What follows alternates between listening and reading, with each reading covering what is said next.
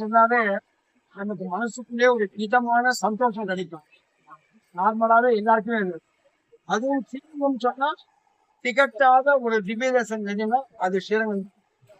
அதனாலதான் பெரியவா எல்லா காலத்திலும் எல்லா கோயில் அடியார்கள் வாழ, அரங்கநகர் வாழ, மண்டபம் வாழ்கிறார்.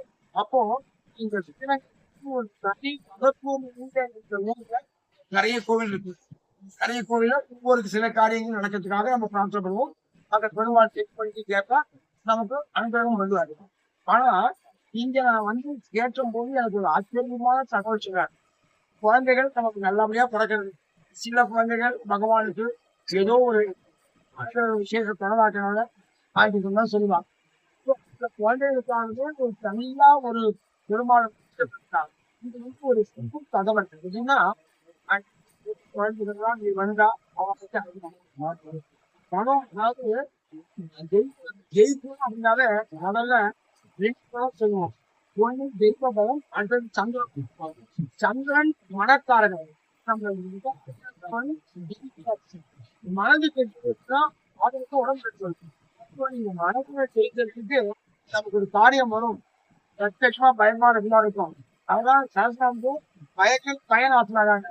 பயத்தை உண்டு பண்ணது அவதான் அந்த பயத்தை நாசம் பண்ணதான். இந்த பயத்தை பண்ண பண்ணா போக வேண்டாம். இந்த கோயில் வாங்கும் எல்லாரும் காத்து கோயிலுக்கு என்ன வேணும் நீங்க என்ன நினைச்சு தேவையோ அதற்காக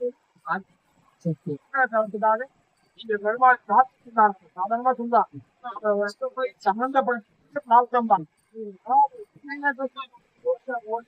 நம்ம கை கூப்பிட்டே காத்து சுவாமிகள் சேஷமா யாகசால ஆரம்பிச்சு சத்து போயிட்டாலா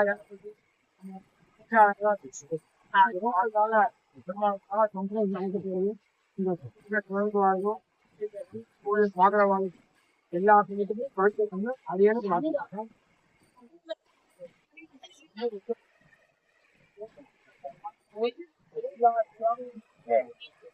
ஆராதிக்கக்கூடிய பெரிய பெருமாள் பெரிய பிராட்டியார் எல்லாரும் அதாவது தேவையில்லாத எல்லா தேவைகளையும் பூர்த்தி பண்ணிதான் இடமா இருக்கு. எனக்கு ரொம்ப சந்தோஷமா இருக்கு. சின்ன வயசு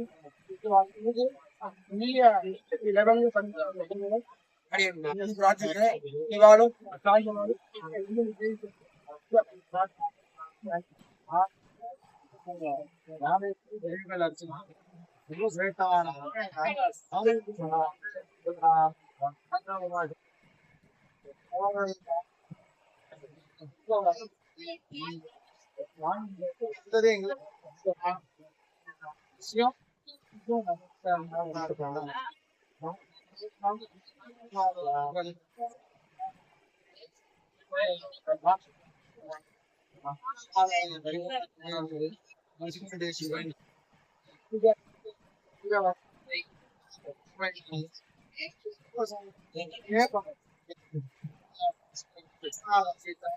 வர்ண கட்ட சார் நாம